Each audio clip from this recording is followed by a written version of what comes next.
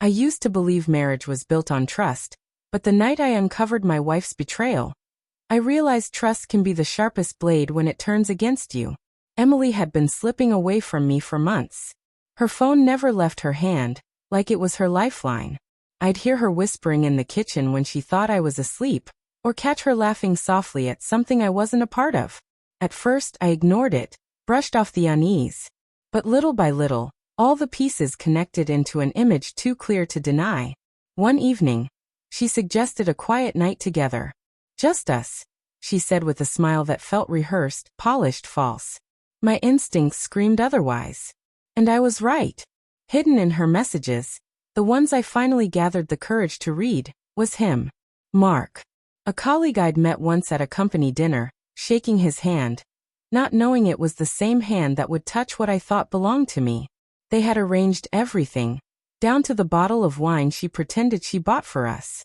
But what she didn't realize was that I already knew. She had no idea I was moving my own pieces before she even poured the first glass.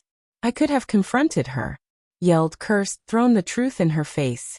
But anger only gives noise, while silence leaves room for strategy. So I played along, pretending. I told her I'd be working late, leaving her to believe the house was hers for the night. Meanwhile, I made one phone call that would shatter her little fantasy. I dialed Sarah, Mark's wife. I'll never forget the stillness on the other end when I told her. The way her breathing caught, disbelief breaking into trembling fury as I read the messages word for word.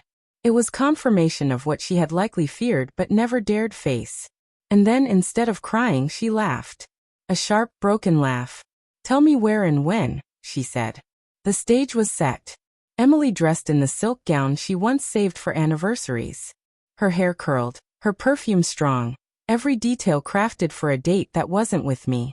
She dimmed the lights, lit candles, played soft music, as though acting out some cheap romance novel.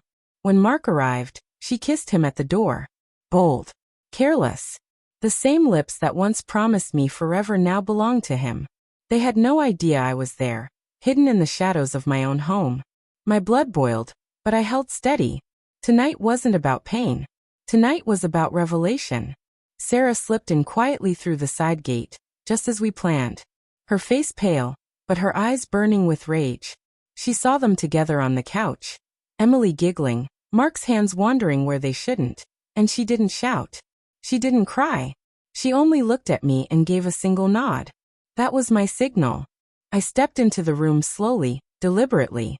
Emily froze mid-laugh, her face draining of color. Mark jumped up, stammering, his excuses dying in his throat. And then Sarah appeared behind me. The silence that followed was louder than thunder. Emily whispered my name, like a prayer for mercy. But mercy wasn't waiting here. Only judgment. You invited him into our home, I said, my voice steady though my hands shook. So I thought it was fair to invite his wife too.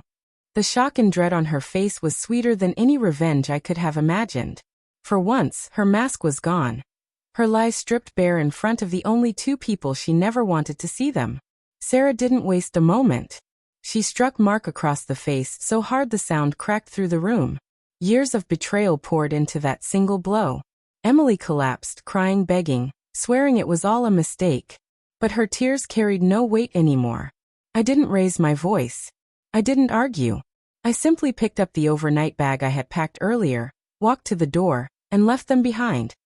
Emily sobbing on the floor, Mark chasing after Sarah as she stormed out. Two liars unraveling under the same roof they had poisoned. And as I drove away, I felt no heartbreak, no regret. Only a cold, quiet satisfaction. Because sometimes revenge isn't about tearing someone down. It's about letting them crumble under the weight of their own lies. And standing back as their world burns without you lifting a finger.